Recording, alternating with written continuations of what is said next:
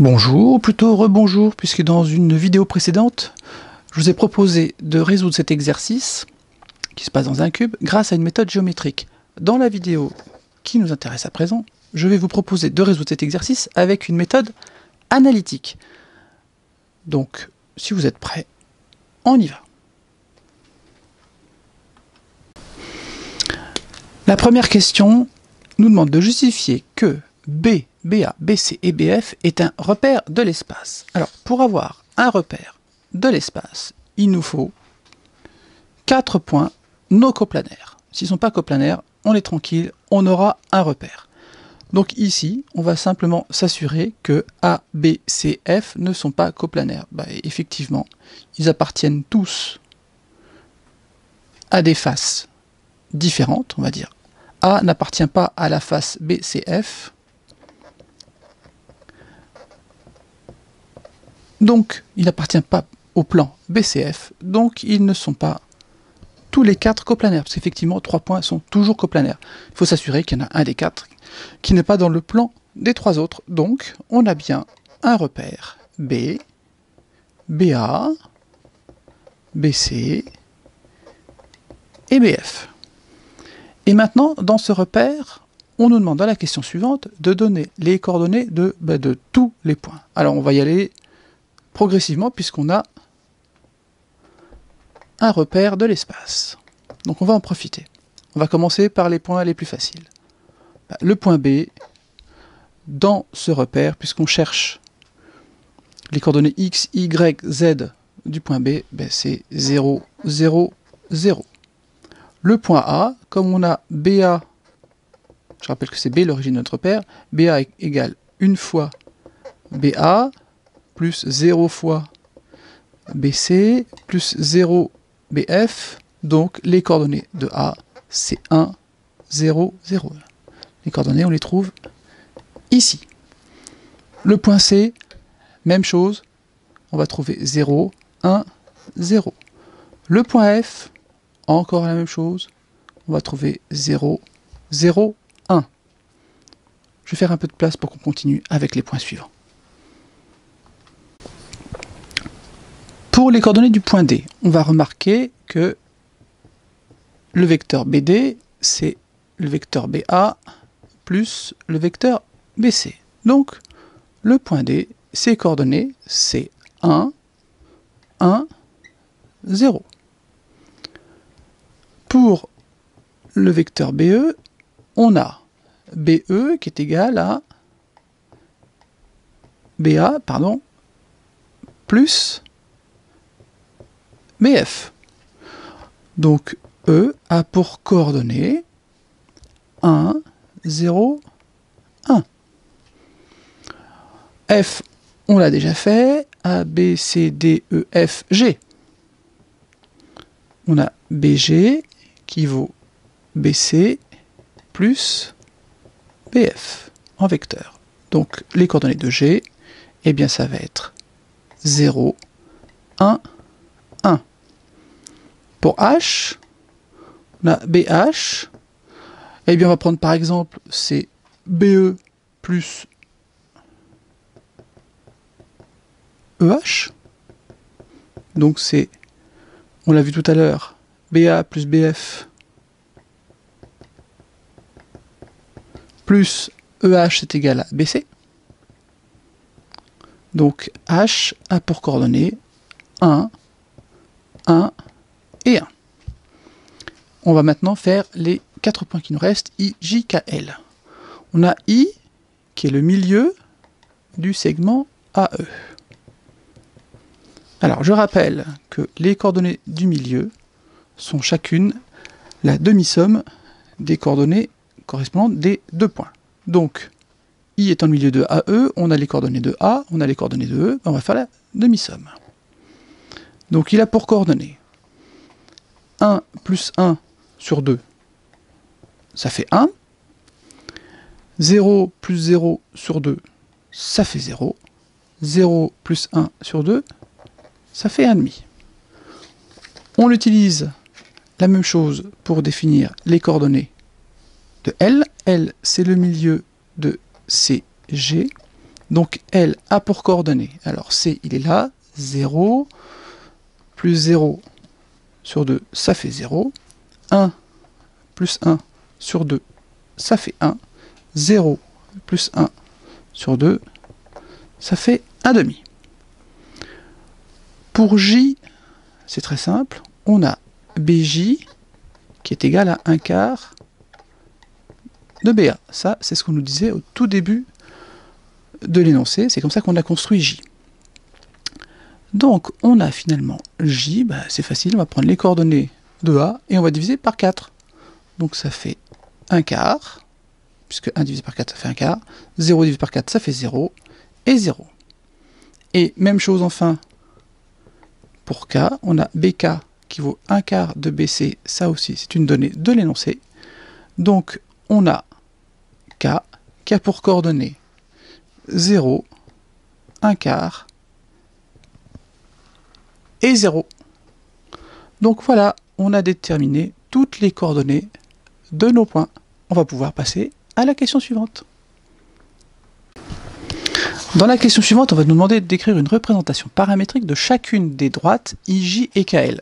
Je rappelle que l'objectif de l'exercice, on l'a fait tout à l'heure avec la méthode géométrique, mais c'est de démontrer que IJ, KL et BF sont concurrentes. Donc là, la méthode va consister à trouver une représentation paramétrique de chacune des droites et ensuite, on cherchera l'intersection. Donc, on arrive à un point où on va utiliser la représentation paramétrique d'une droite. Alors, petit rappel, la représentation paramétrique d'une droite, pour la trouver, on a besoin de deux ingrédients. Un point de la droite et un vecteur directeur de la même droite. On pourrait aussi avoir deux points, et grâce à ces deux points, on trouverait un vecteur directeur. Donc ça revient au même. Et une représentation paramétrique de la droite, je dis bien une, parce qu'en fait, une droite a une infinité de représentations paramétriques, puisque grâce à n'importe quel point et n'importe quel vecteur directeur, on aboutira toujours à une bonne représentation paramétrique. Donc une représentation paramétrique de D. Pourquoi on dit paramétrique? Parce qu'en fait, on a un paramètre, et le paramètre, c'est le fameux réel T, qui permet de décrire toute la droite grâce à un système de trois équations.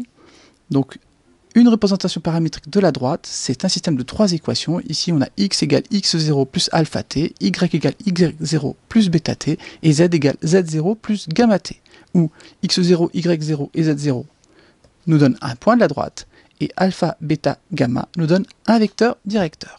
Eh bien, on va utiliser cette technique pour trouver une représentation paramétrique de IJ et une représentation paramétrique de KL. On va commencer par la droite IJ. Alors, je rappelle qu'on a besoin de deux ingrédients pour trouver une représentation paramétrique. Un point, bon, on va prendre par exemple I, dont on a vu tout à l'heure que ses coordonnées c'était 1, 0, 1 demi. Et on va prendre un vecteur directeur. Là, on ne va pas forcément chercher à se compliquer la vie. On va prendre le vecteur IJ. Alors, le vecteur IJ, je reprends mon anti-sèche avec les coordonnées. Alors, dans l'espace, pour déterminer les coordonnées d'un vecteur, eh bien, c'est comme en dimension 2, mais avec une coordonnée de plus. Donc, le vecteur IJ, il a pour coordonnées 1 quart moins 1, ça fait moins 3 quarts. 0 moins 0, ça fait 0. 0 moins 1 demi, ça fait moins 1 demi. Et maintenant, on a tout ce qu'il nous faut pour faire une belle représentation paramétrique de IJ. Alors, je vais vous remontrer au ralenti plutôt que de vous donner directement le système. Donc, je vais vous montrer comment on aboutit à ce système. Donc, M, un point M de coordonnées X, Y, Z. Il appartient à la droite IJ, si et seulement si IM en vecteur et IJ sont collinéaires. Ça, c'est le principe. C'est-à-dire que, on va exprimer autrement que IM et IJ sont collinéaires. C'est-à-dire qu'il existe un réel T appartenant à R, tel que IM égale T IJ.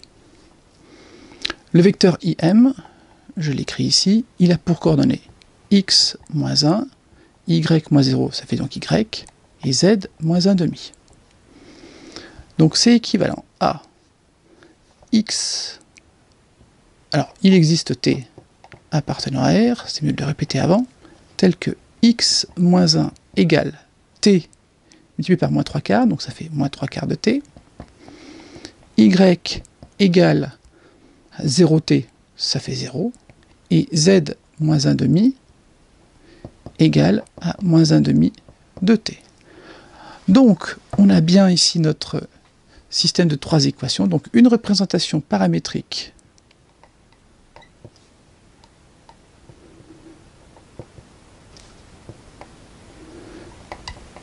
de la droite IJ est, alors x égale, je mets le 1 de l'autre côté, 1 moins 3 quarts de t, y égale 0, et z égale 1 demi moins 1 demi de t. Et bien maintenant, on va faire la même chose pour KL. Il ne faut pas oublier qu'on met t appartient à R à chaque fois. Pour trouver une représentation paramétrique de KL, on va faire exactement de la même façon que pour IJ. Donc on va prendre un point, K, on aurait pu prendre L, mais on peut prendre K, ou encore un autre, mais il faut le trouver d'abord. On en a deux qui nous tendent les bras, donc autant les prendre. Donc le point K.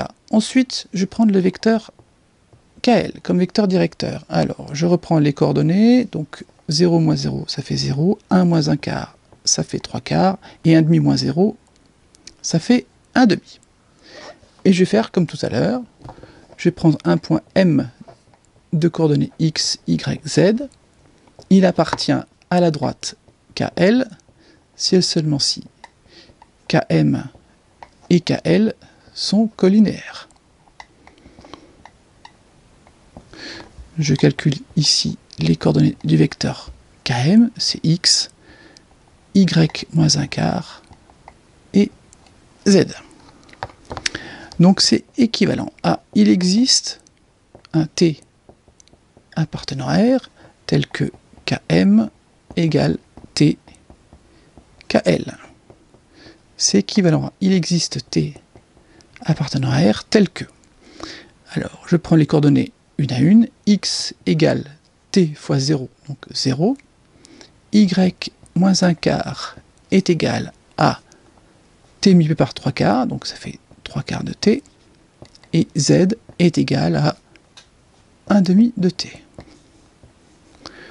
Donc notre représentation paramétrique, celle qu'on a trouvée en passant par les points K et le vecteur KL, c'est donc x égale 0, y égale 1 quart plus 3 quarts de t, et z égale 1 demi de t, t appartenant à R. Voici une représentation paramétrique de la droite KL.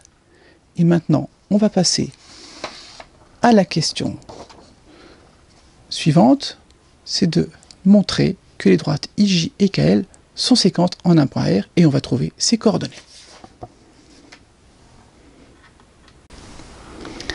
Alors, pour trouver l'intersection de deux droites en utilisant leur représentation, enfin une représentation paramétrique qu'on a trouvée pour chacune de ces deux droites. Alors, a priori, on sait déjà que IJ et KL sont séquentes. Pourquoi? Parce que le vecteur IJ, on va calculer ses coordonnées. IJ, c'était tout à l'heure, on a dit moins 3 quarts, 0, moins 1 demi.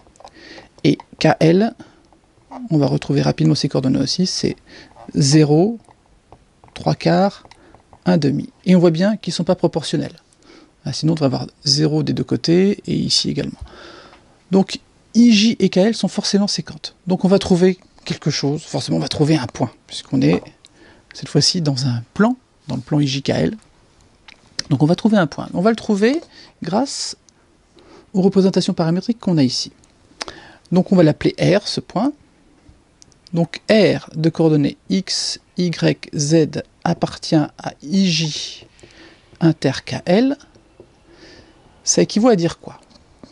Ça équivaut à dire qu'il y a un paramètre t qui permet de tomber sur ce point grâce à cette représentation paramétrique de IJ, et un autre paramètre, attention, ce ne sera pas le même t, qui permet de tomber sur le point R, sur la droite KL, grâce à cette représentation paramétrique. Je m'explique. Donc R appartient à IJ, ça veut dire qu'il existe un réel T, tel que x égale 1 moins 3/4 de T, y égale à 0, et z égale 1/2 moins 1/2 de T. Ça, c'est le fait que R appartienne à IJ. R appartient à KL, ça veut dire que il existe, donc c'est et il existe un T', appartenant à R, attention, on n'est pas obligé d'avoir le même paramètre, tel que x égale à 0, je recopie ma représentation paramétrique de tout à l'heure, y égale 1/4 moins 3/4 de T', et z égale moins 1/2 de T'.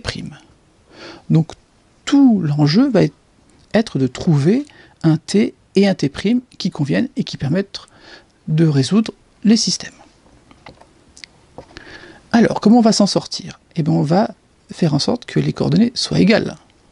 Donc c'est équivalent à il existe un T et un T' appartenant à R, tel que x égale x, donc 1 moins 3/4 de T égale 0. Y égale Y, donc ça fait 0 égale 1/4 moins 3/4 de T'. Et le dernier, 1/2 moins 1/2 de T égale moins 1/2 de T'. Alors, tout ceci est équivalent à quoi? Donc, on doit trouver un T et un T' qui appartiennent à R, tel que 1 moins 3/4 de T égale à 0. Ça veut dire que T est forcément égal à 4/3. Ici, on a 1/4 moins 3/4 de T' est égal à 0. Donc ça veut dire que T' est égal à 1/3. Maintenant, il faut qu'on s'assure que la dernière égalité est vérifiée. Et bien on va remplacer T et T' à les valeurs qu'on vient de trouver. Donc on a 1/2 moins 1/2 multiplié par 4/3. À quoi c'est égal? Alors ça fait 1/2 moins 4/3 de 1/2, donc ça fait moins 1/6. Et est-ce que c'est égal à moins 1/2 de T'? Et effectivement, c'est égal à moins 1/2 multiplié par 1/3. Donc, cette troisième égalité est vraie. Ça veut dire que j'ai bien trouvé un T et un T' qui conviennent. Donc, ça veut dire que j'ai bien trouvé un point R. Maintenant, je vais terminer de calculer ces coordonnées parce que j'en ai une ici, x égale à 0, y égale à 0 grâce à l'autre représentation paramétrique, et pour la dernière, j'ai le choix. Soit je prends 1/2 moins 1/2 de T avec T égale 4/3, soit je prends moins 1/2 de T' avec T' égale 1/3. Je vais prendre celle-là, c'est plus simple, et j'obtiens moins 1/6. Si vous avez regardé la vidéo avec la méthode géométrique, rappelez-vous, tout à l'heure, on avait trouvé que effectivement, on avait B, F et R, et qu'effectivement, ici, on avait 1/6, et là, on avait 1. Donc on a bien R qui a pour coordonnée 0, 0, moins 1/6. On arrive à la dernière question qui nous demande de montrer que R, B et F sont alignés. On a plusieurs façons d'y arriver. Moi je vous propose d'abord de calculer les coordonnées du vecteur BR. En fait il n'y a pas grand chose à calculer, c'est les coordonnées du point R, puisque B est l'origine de notre repère. Les coordonnées du vecteur BF, pareil, c'est les coordonnées de F. Donc on a BR, en regardant les coordonnées, qui vaut moins 1/6 de BF. Et bien, grâce à cette égalité, on en déduit que BR et BF sont collinéaires, donc BR et F sont alignés. Et on a terminé l'exercice. Je vous rappelle que l'objectif initial, c'était de démontrer que les droites IJ, KL et BF, je vous remonte la figure, qui était dans notre cube, étaient concurrentes. On a utilisé dans une autre vidéo une méthode géométrique, et là, on a utilisé une méthode analytique. On a trouvé un point R, qui était l'intersection de IJ et KL grâce aux représentations paramétriques, et on a fini par démontrer que le point R appartenait à la droite BF, et donc on a réussi à résoudre l'exercice par deux méthodes différentes. Voilà, j'espère que cette vidéo ainsi que l'autre vous ont plu. Je vous dis à bientôt, et en cette période un peu difficile, Maître Yoda et moi, on vous dit que la force soit avec vous.